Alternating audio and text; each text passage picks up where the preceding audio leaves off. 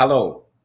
Hope everybody having a wonderful, wonderful time. This is the James Cooley Show. It's your life, and I'm your host, Dr. James J.C. Cooley. I tell you, we got such a wonderful show coming your way today. I cannot wait to get this thing started. And so wherever you're watching the show at, listening to it, or radio, TV, radio, LinkedIn, YouTube, Facebook, Twitch, Twitter, hey, ask questions. Ask questions. All you have to do is go to the comments portion of it and just ask a question. So I tell you what, sit back, grab a couple of bags of popcorn. Kevin, let's do it. It's Your Life is sponsored by James J.C. Cooley. Life is a series of circles and cycles, phases and stages. These are your experiences that teach you the lessons of life. You can either ignore them or embrace them. Welcome to the James Cooley Show. It's Your Life. James is a motivational speaker, author, military veteran, and founder of the James Cooley Foundation. James is here to equip you to strive for greatness and to overcome adversity. It's time to get equipped today for the challenges of tomorrow.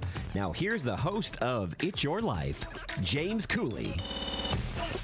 Hello, welcome to the James Cooley Show. It's Your Life. And I tell you, I was just addressing our television viewers, audience, now radio audience. How you doing out there?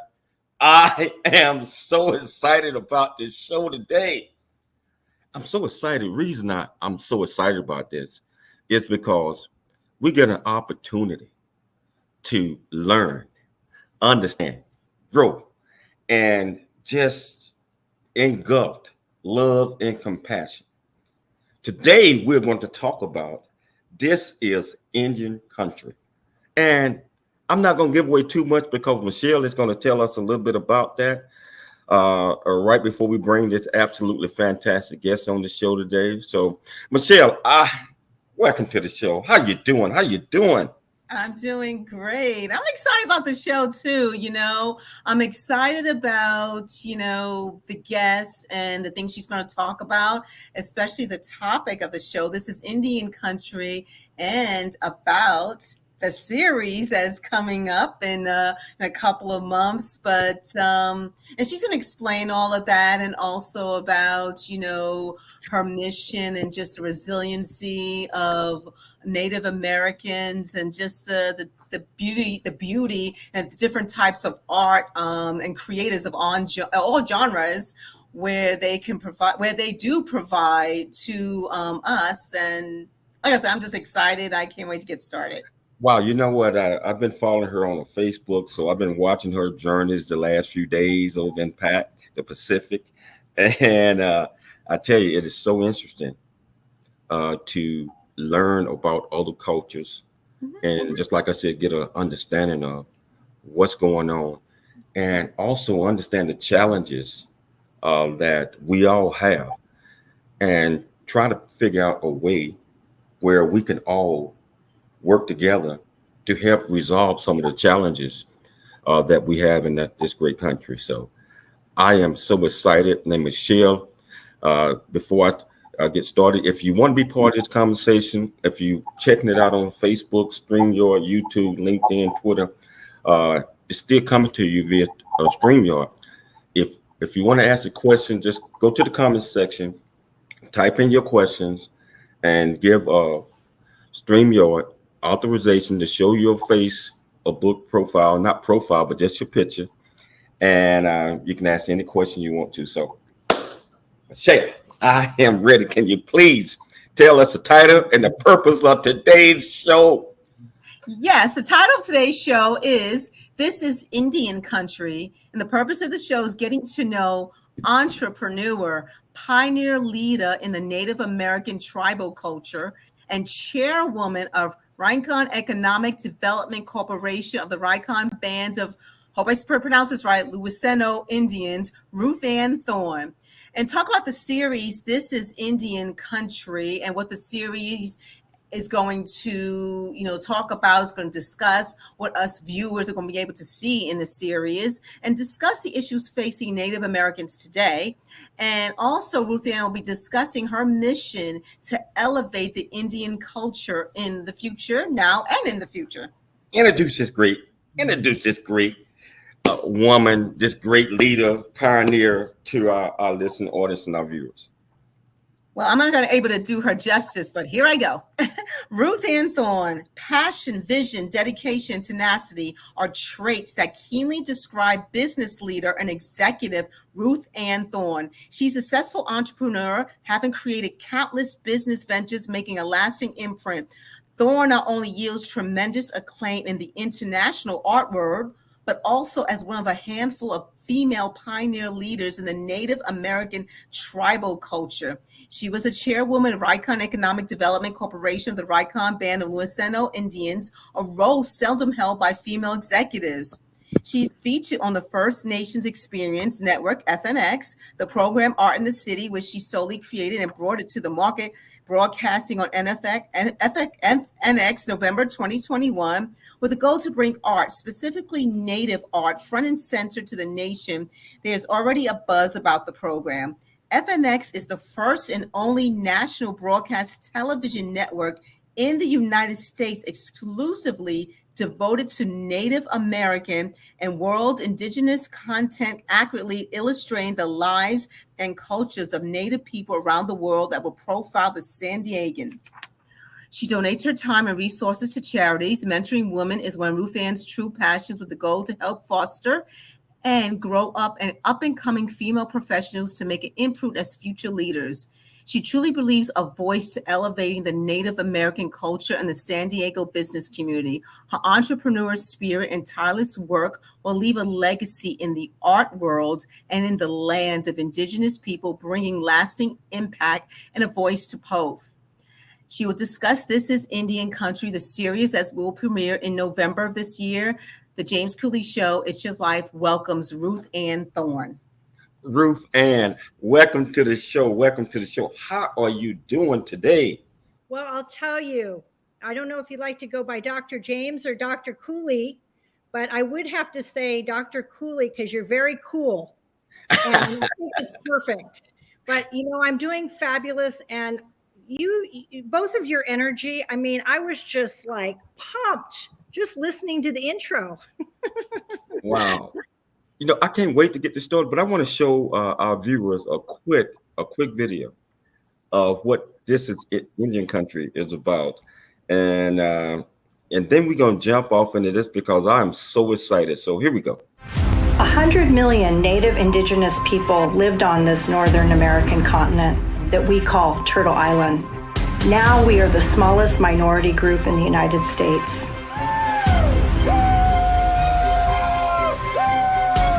And we're still here, and we're taking it back through our creativity in art and culture.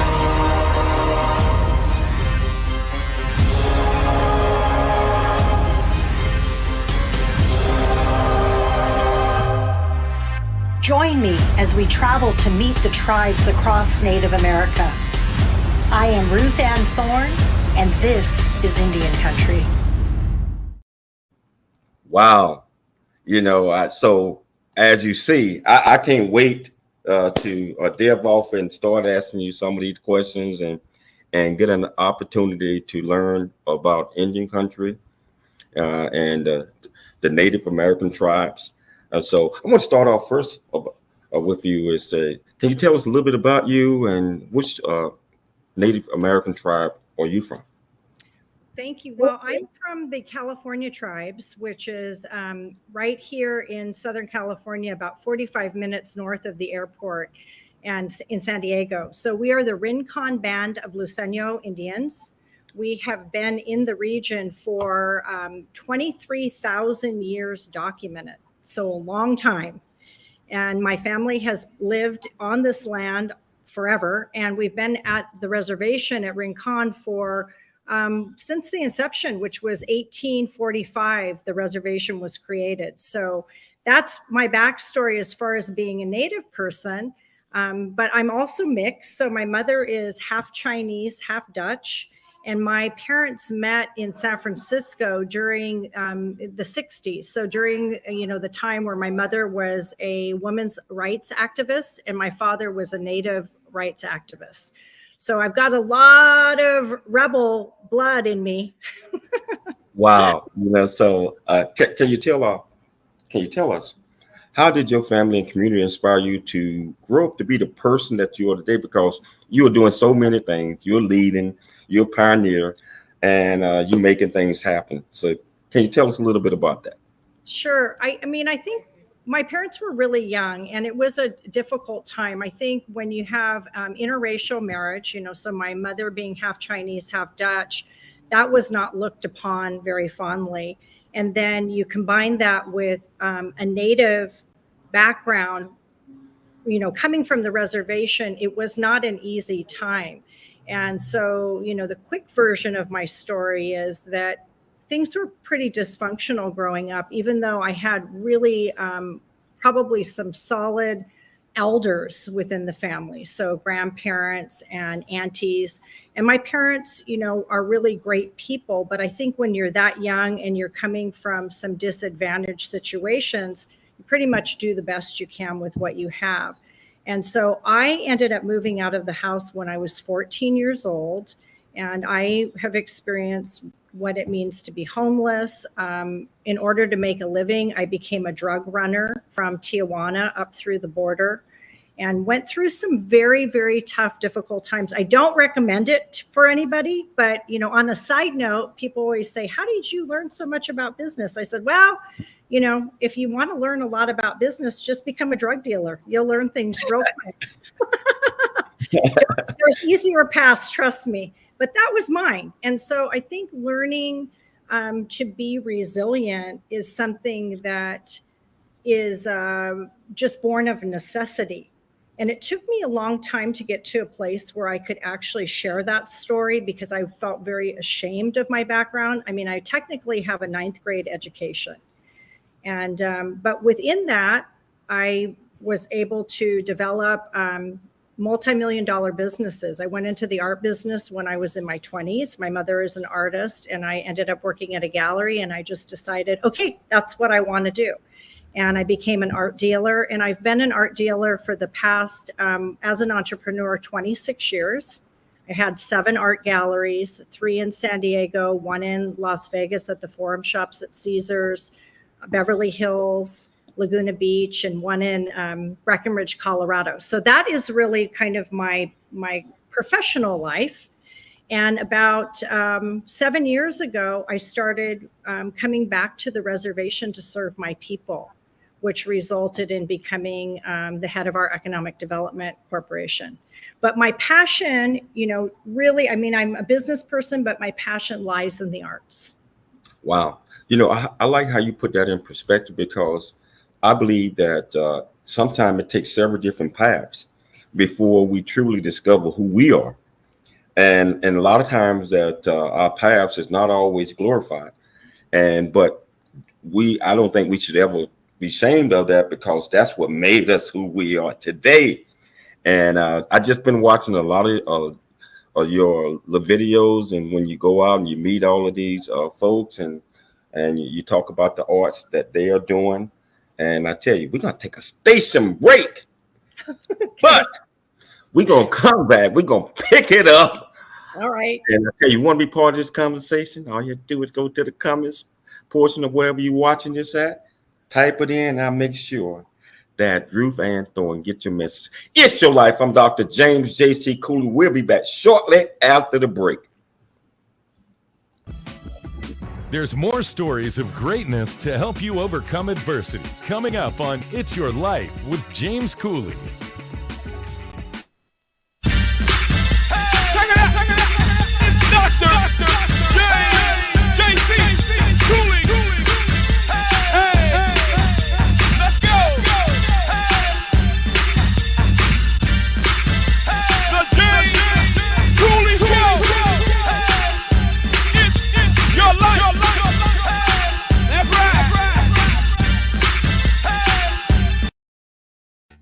The J.C. Cooley Foundation is a nonprofit organization that was started in October.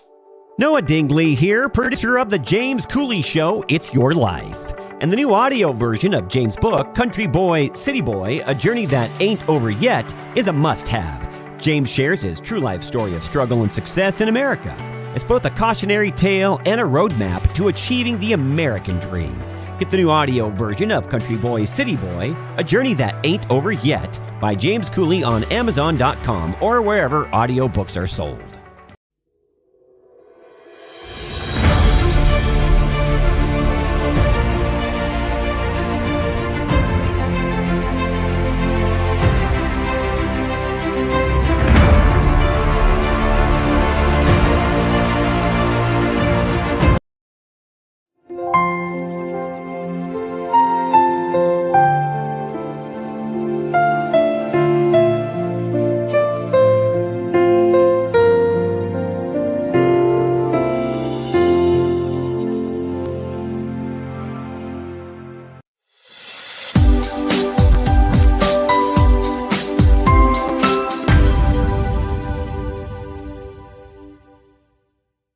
Sharing his hard-earned lessons to educate, encourage, and enlighten our next generation of leaders and heroes. Get your copy of Country Boy, City Boy, A Journey That Ain't Over Yet by James J.C. Cooley, available on Amazon and everywhere books are sold. Streaming now on the Answer San Diego app and Odyssey.com. Life is a series of circles and cycles, phases and stages. These are your experiences that teach you the lessons of life. You can either ignore them or embrace them. Welcome to the James Cooley Show. It's your life. Dr. James Cooley is a motivational speaker, author, military veteran, and founder of the J.C. Cooley Foundation. Dr. Cooley is here to equip you to strive for greatness and overcome adversity. It's time to get equipped today for the challenges of tomorrow. Now, here's the host of It's Your Life, Dr. James Cooley. Hello, welcome back to the James Cooley Show. It's your life, and I am so excited to have this guest on. And you know what? I tell you, we just got started. So I'm so excited to have her on. And what I want to do now is I want to talk about this series. This is Indian country. Learn all that I can, and I want everybody to just sit back, grab a couple of bags of popcorn, because we're getting ready to do this. So. Ruth-Ann, can you tell us what inspired you to come up with a series that document all of the great things that are happening in your country? Well, I feel like since I started this show called Art of the City, where I went across the country interviewing very well-known artists that had made an impact on the world living in one place, it led me to interviewing Native artists in Santa Fe. And in that experience, when people started watching it, I found it really interesting that people were asking questions like, I didn't realize that there was such a diversity in Indian country. And one of the things that I've been really wanting to focus on is showing the diversity between the tribes, because first of all, a lot of people don't even know that there were 100 million people on this northern continent. They just have no idea. So that's kind of the beginning of it. And then within that, if you ask someone on the street, what do you think a Native American looks like? They'll say, well, they live in a teepee, they wear moccasins, they probably canoe to work. And although there may be some truths to that, just because of tradition, the truth is that we are very, very different. So the California Indians are completely different than the Seminole tribes in Florida, or what you find in the Seneca Nation up in New York. We're very, very different amongst our traditions. So I felt like this is a very good time for us to start showing who we are as Native people. Beyond that, we're incredibly talented.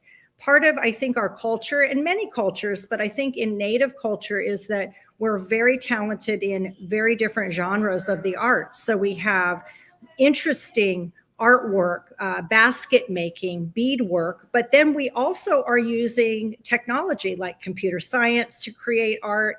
We have music, from traditional flute playing, drumming, but then we also have amazing hip hop artists and artists that are rappers and jazz, all kinds of things a lot of people don't know about. So my heart is to really go into a region. So it's it's part a travel show. So you're going to go see certain regions. Like I just got back from the Pacific Northwest.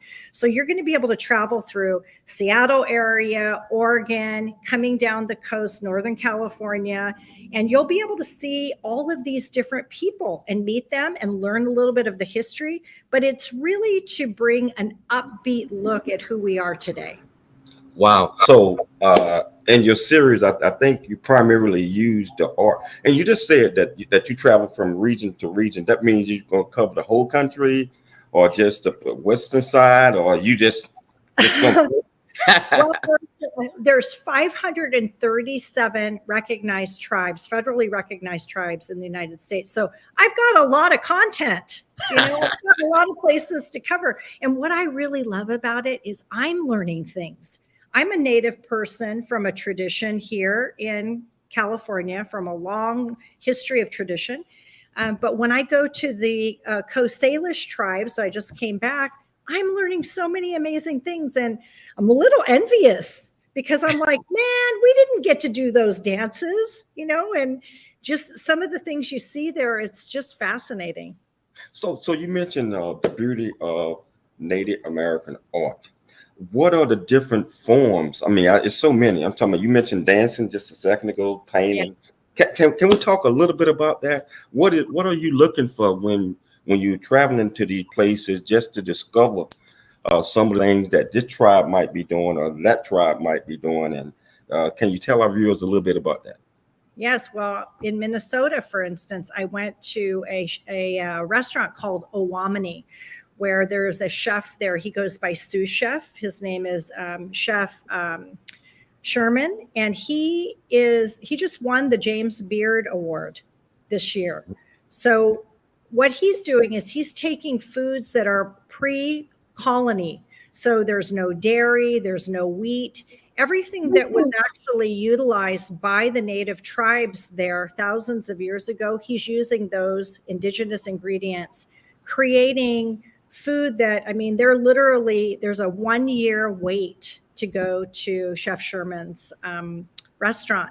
So that would be one example. So we're talking about the culinary arts, but we also have tattoo artists that are doing both modern and traditional tribal tattoos. I had a comedian in Seattle that is a transgender comedian. They were incredible and hilarious. So that's an art. So I'm really bringing in lots of creatives. So it's not necessarily like this beautiful painting behind me, but it can be visual art. It can also be music, dance, everything. Everybody's invited to the party. Wow. Tell me about that painting behind you, because I can't take my eyes off of it. This is the Medicine Man. This is by a young Dene artist named Jeremy Salazar. I think he's just taken off, but he is one of the artists. I'm actually in my art gallery in Solana Beach, California. So I still have a gallery. So we touched briefly on this is Indian country. So I want to get back to that, because that's the topic that we're talking about primarily. We're going to hit all these other things, but tell us tell us about your series. How many parts? When does it start?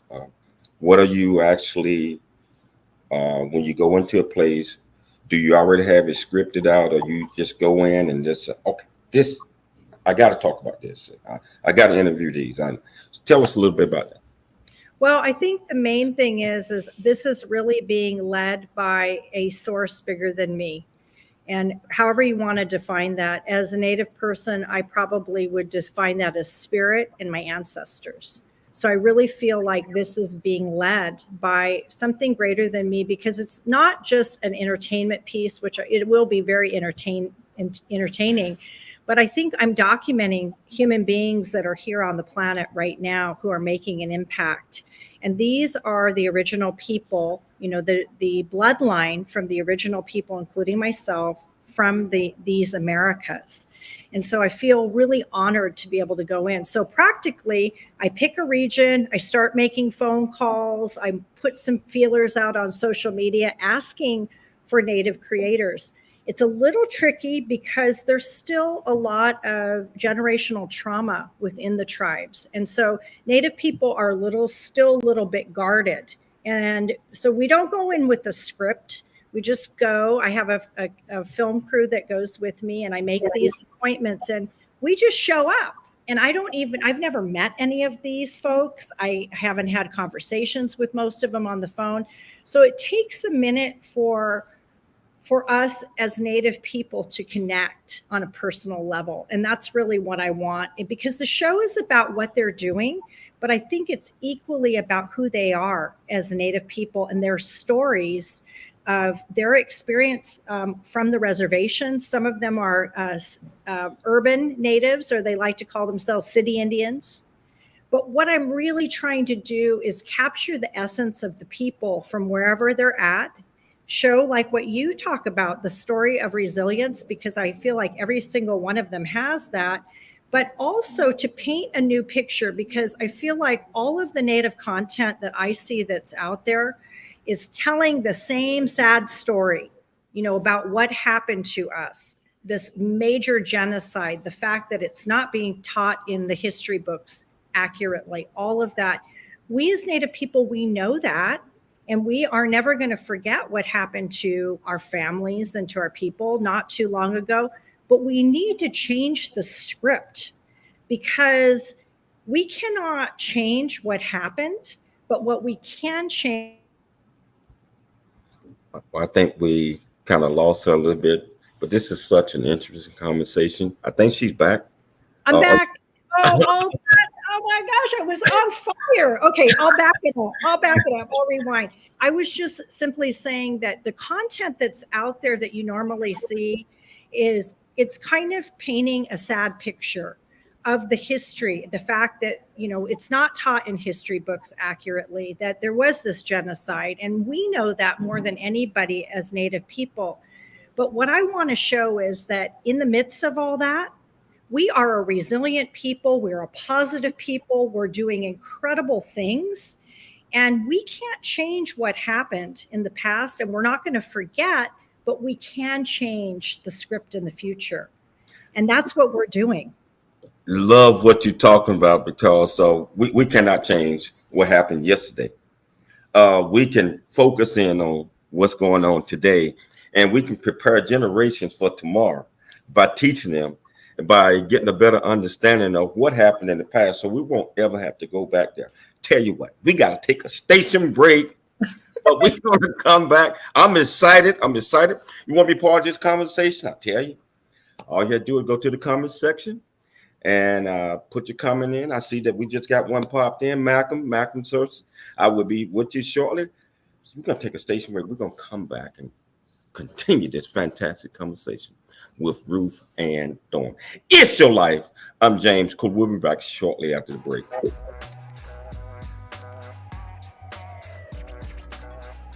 There's more stories of greatness to help you overcome adversity. Coming up on It's Your Life with James Cooley. There's much truth in a journey that ain't over yet, as all of us journey through life's precious gift of time, just like I have. Hi, I'm Todd Pierick, the producer of The James Cooley Show. It's Your Life. And in the new audio version of his book, Country Boy, City Boy, A Journey That Ain't Over Yet, you can join James as he shares his true life story of struggle and success in America. It's both a cautionary tale and a roadmap to achieving the American dream. This is a must listen for anyone who thinks they're stuck in life or needs to understand that their current situation is not their final destination. Country Boy, City Boy, A Journey That Ain't Over Yet is the unfiltered truth to provide hope for the future by challenging you to refuse to become a victim of life's circumstance and dare to become an overcomer, because a bigger, better, and more impactful life awaits you. Get the new audio version of his book, Country Boy, City Boy, A Journey That Ain't Over Yet by Dr. James Cooley on Amazon or wherever books are sold. Welcome to E360 TV, the live streaming and on-demand destination for influential voices and enlightened audiences. We offer trending, grassroots, and purpose-driven content across a diverse range of interests. E360 TV is more than just watching programs. We offer the ability to interact with live shows connecting audiences to real, authentic influencers and storytellers while streaming to millions of devices.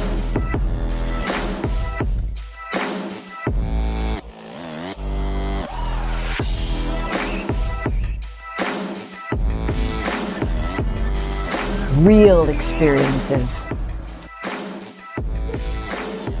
Raw conversations. One destination for it all. E360 TV. Dr. James JC Cooley. Yeah.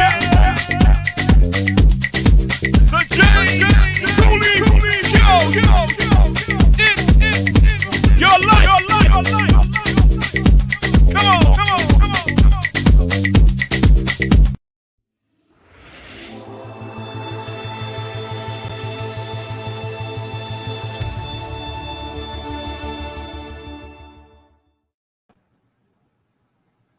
Hello, welcome back to the James Cooley Show. It's your life, and I tell you, just having so much fun here, and just learning and understanding a lot of things as it relate to Native American, especially the arts.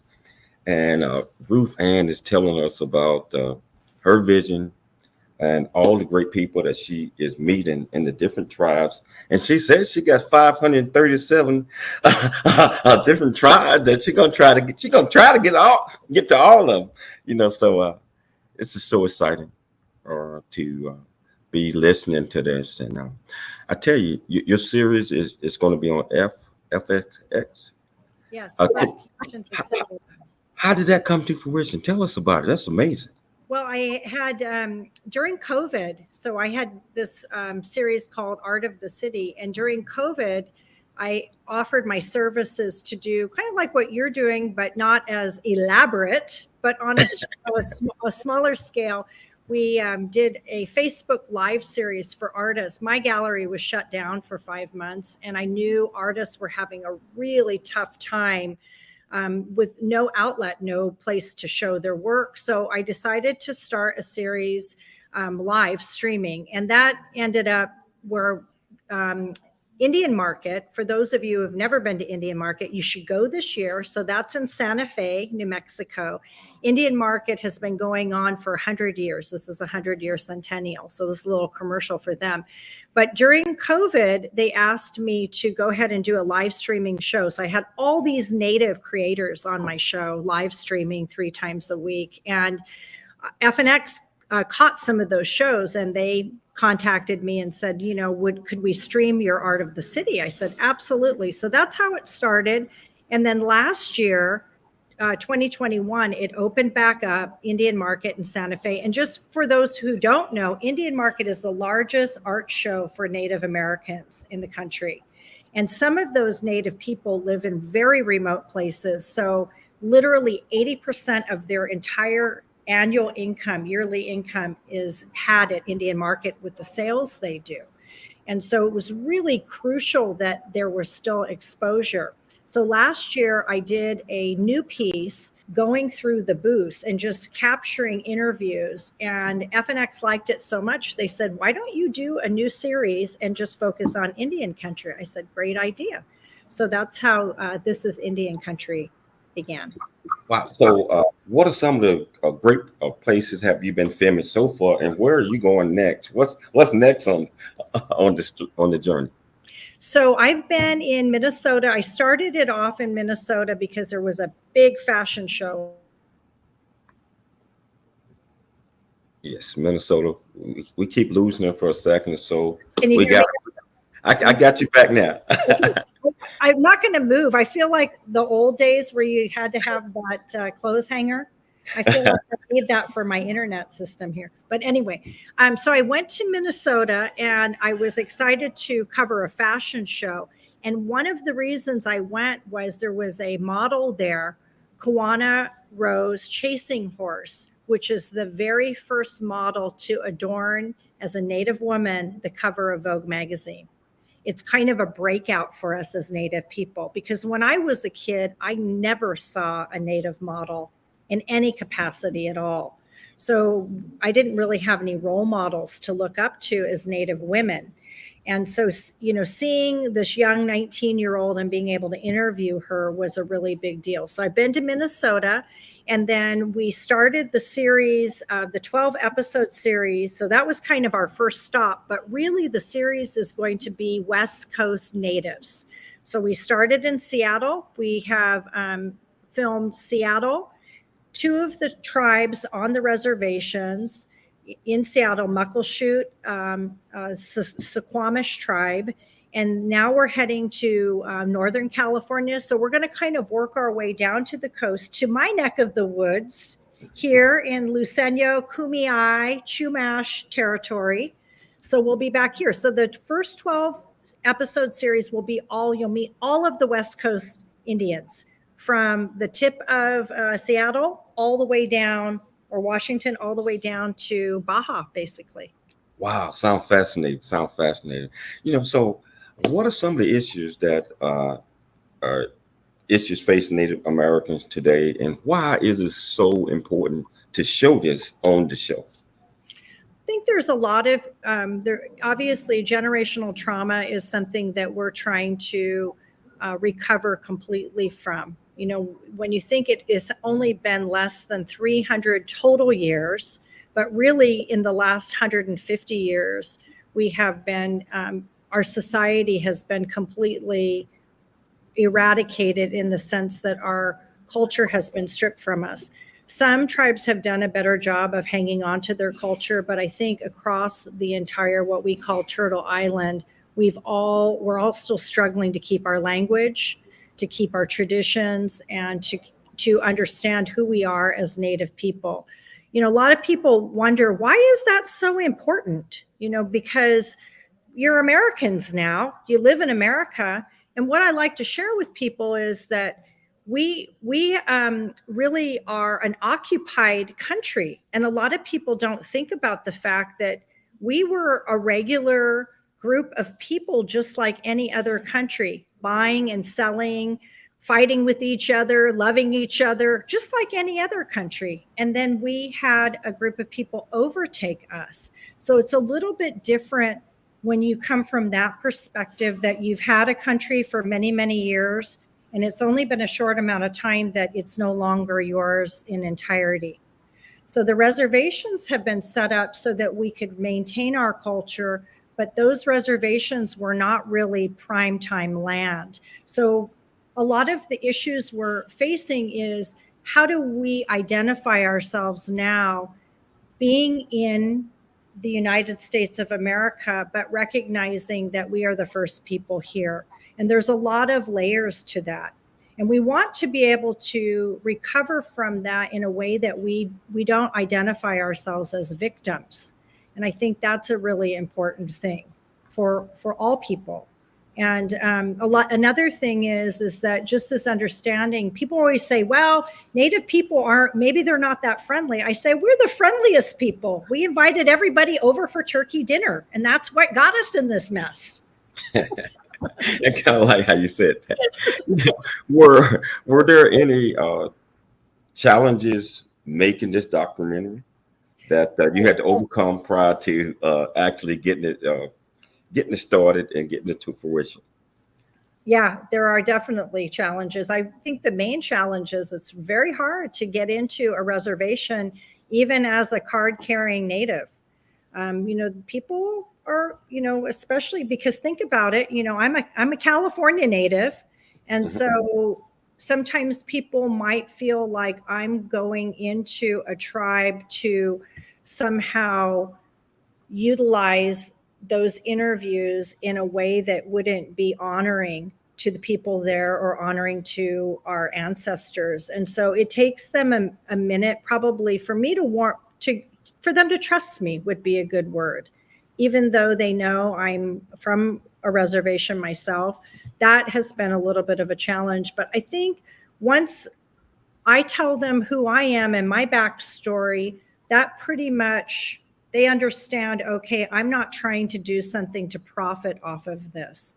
I'm the one who is financing this at this time, whether it gets picked up, by the Travel Channel or somebody else. That's not the reason I'm doing it. I'm doing it because I feel like it's a very important thing to interview the creators that are here now. And also, some of the people I'm interviewing will never have an interview in their lifetime. They're in a remote location. And so this acts as a document forever for people to have reference and be able to say, oh, I know, let's see who was living in this place as a Native person, because we're diminishing in number. We're not growing. There's not a whole lot of us that are marrying other Natives. So our bloodline is getting smaller and smaller, and that's a big problem right now for us. Wow. So we probably got about 60 seconds before the break, but tell us about some of the interesting people from all over the Indian country that you have met, and the diverse cultures. Trying to get an understanding of their culture, they're trying to get an understanding of yours. Can you talk about 45 seconds before the break before? I'll make it quick, but I would say I met a gentleman in Warm Springs, Oregon. He's a flute player, James Greeley. You can look him up, and just probably one of the most incredible flute players, self-taught. He's won 2 NAMMYs, which is like a Native Grammy, and he is just like a standout person. You can see that person. And then I've also met some really highly educated. I met a gal in Seattle who's running an art center. She's also into art herself. She was running for mayor and almost made it in Seattle, the mayor of Seattle. So there's a real diversity. And also I've got some really big names lined up in Indian country coming up. So it's going to show everybody from grandma who's making traditional quilts to a superstar rock star who happens to be Native. Wow. You're teasing us right now. You're teasing us, but I'm loving it. We got to take a station break. Okay. And if you want to record this great conversation, I tell you, when we come back from the break, go to your comments, just type it in, and I'll make sure that Ruth-Ann get your question and we'll get you a great answer. It's Your Life. I'm Dr. James J.C. Cooley. We will be back shortly after the break. There's more stories of greatness to help you overcome adversity coming up on It's Your Life with James Cooley. Hello.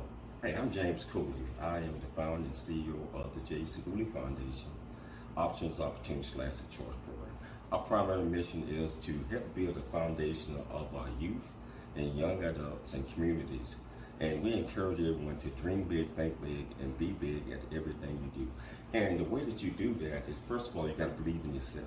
You have to believe in yourself. You have to know that you are here for a purpose. You also have to be able to step out your comfort zone and do things that you probably didn't think that you can do. 100 million Native Indigenous people lived on this Northern American continent that we call Turtle Island. Now we are the smallest minority group in the United States.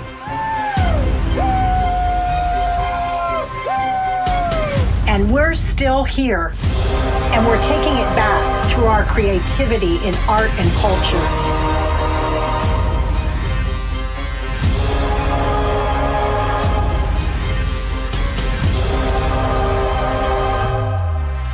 Join me as we travel to meet the tribes across Native America. I am Ruth-Ann Thorn, and this is Indian Country.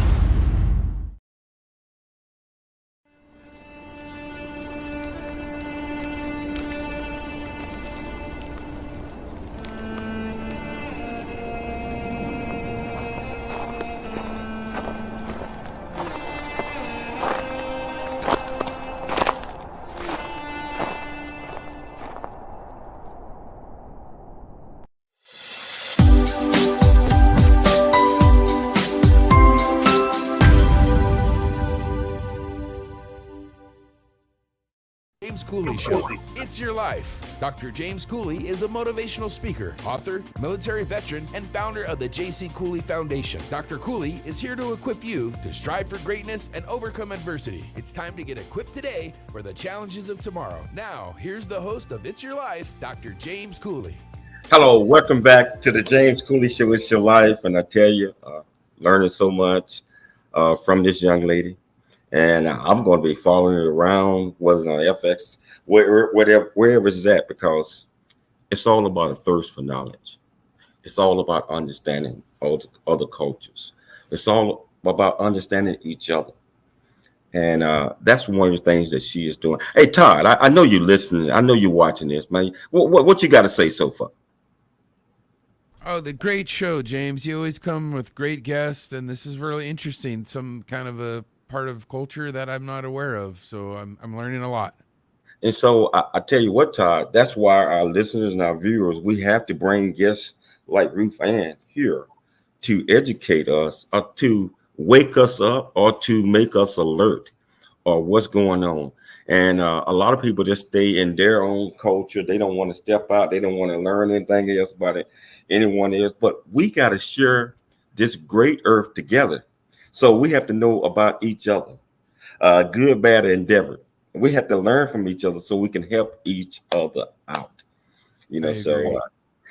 So Ruth-Ann, now you had mentioned in a couple of your films that I have seen that you want to elevate this mission so you can bring awareness to the whole world, so everybody will understand some of the issues, the challenges that the Native Americans endure, and how we can help make it better. Can you talk to us a little bit about that?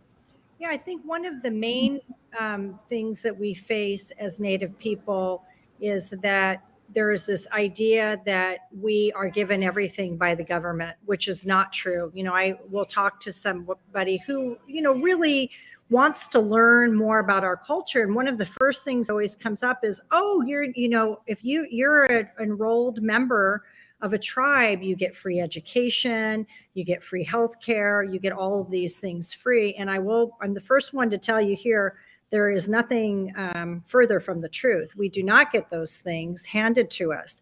We do have the opportunity to have a few of those items, but that's if you're close enough to actually take advantage of that. So if you're in a city, you might have Indian health that you can go to the clinic and those types of things. But if you're Navajo or Dene, or you're 200 miles outside of a city, you're probably loading up water on a weekly basis. You get these big water tanks and you have to go in and get water. You don't have electricity. You don't have hot and cold running water or indoor plumbing. That is a reality of today. So things, when we have the opportunity, like when we do gaming, our tribe has a casino. A lot of people think, oh, those Indians are getting real rich off of their casinos. And there are some that are, but what that casino dollar allows is, for the first time, to have a police department, to have a fire department. When I was a kid growing up, if there was a fire and we're in fire country, you called your neighbors to get out their fire hoses, because the neighboring cities did not have jurisdiction, nor did they have the funding to come in and fight a fire on the reservation. It was up to us. So now we have the ability to have our own fire trucks, to have our own infrastructure, our own health clinic, to have a government center, to have things for the kids, programs. So gaming allows us to do things that we never had the opportunity. Beyond that, I think our tribe at Rincon, we just hit the $1 billion mark, that we have given $1 billion to neighboring cities for their police department, fire department, city infrastructure, and then also for scholarships for kids. So, we talk about being generous and giving. That is how we do that. So protecting our ability to do things like gaming, or protecting our water rights, those are things that are very dear to Native people. And the list goes on, and every region has their own little battles that they're dealing with. But when people really research what we've come from, we haven't really had a lot of opportunities if we wanted to remain Native people. Wow. You just mentioned something. You mentioned Rincon a couple of times. Can you tell us and tell our viewers what is, as a chairwoman, what is your role and what are some of the things that you're doing? Because I know you're making a lot of this happen. You know what I mean? About being a chairperson. Can you tell us your role in this and how you go about guiding and working with the other members of the board to make sure that they are continuously generating funds so that they can have their own fire trucks and police department, all of these other things. Can you talk about that? So, little disclaimer here. I have been the chair of the Rincon Economic Development Corporation for the past 4 years. I served on the board for a total of 7. Recently, because of this project, I did resign from my position. And the reason I did that is because my heart really lies. I love to run business, and economic development is all about business. But my heart really resides in the arts. And I feel like art is a way that you touch people from all different backgrounds without being political or being adverse. Everybody can look at creation and everybody can take it in. So everybody's welcome to take that in. But when I was overseeing economic development, this has only been a month ago that I'm no longer doing that, we built businesses that would provide jobs for tribal members, but also would allow for industry to happen so that we were diversified from gaming. Really, though, where the heavy lifting comes is with our tribal government. And so our tribal Chairman Bo Mazzetti, is an incredible leader, not only for our tribe, but he is the chairman of all of the chairmen in California. So he's the chairman of the chairman's, I think it's the Chairman's Association. But we're so fortunate to have him as the leader of our tribe because he has affected massive amounts of change for our people and all of the Luiseño people in the region there. We got a question from Malcolm Searcy. His question is: Have your quest been to? I don't know what that word is, but talking about the Oklahoma Indians, and because he had the pleasure of visiting the Indian city in 1979, and you see what it is. So Oklahoma is definitely on my hit list. We haven't been able to get that far because we're traveling, but it's definitely a place I'm very interested in. I think Oklahoma has such a rich history in Indian country. I mean, the whole place does. I mean, that's the thing. It's like you say, oh my gosh, the rich history is in, where we're watching Yellowstone right now, right? Because everybody's into that. And they're like, oh, are you going to go to Montana? I'm like, absolutely. But every single state, which was not states, was just one piece of land, had 100 million people. So there's stories everywhere. But to answer your question, Oklahoma, yes, I'm going there. Yeah. One of the most important things that I read in your bio is that you have a passion for mentoring women who you see as going to become future leaders of tomorrow. And my program is like that too. Yeah, we prepare our today's youth to be our future leaders of tomorrow. Can you tell us about some of the organizations or projects you participated in mentoring these women? Absolutely. Well, I think one of the things that's really dear to my heart is the missing and murdered Indigenous women issues. So I'm involved. So I have a little store besides my gallery here in Solana Beach. I opened up a second store called Native Beauty. And it's devoted to Native women who are creating all kinds of things, everything from handmade soaps to bath salts, beaded jewelry, silver, artwork. I have my own skincare line called Native Beauty. But within that, we have a lot of mentoring sessions to help women learn how to do a better job of bringing their product to market. And within that, a certain portion of our proceeds from that store goes to the missing and murdered Indigenous women. There's several different foundations that we donate to. If you're not aware of that, Native women have a much higher chance of being murdered than any other minority group here in the United States. a big reason for that is because we don't have the protection. You've got tribes that don't have the infrastructure, because keep in mind that if there is a murder or somebody goes missing on a federal tribe that doesn't have their own police department, or they don't have relationships with neighboring police, nobody has jurisdiction to go onto that land.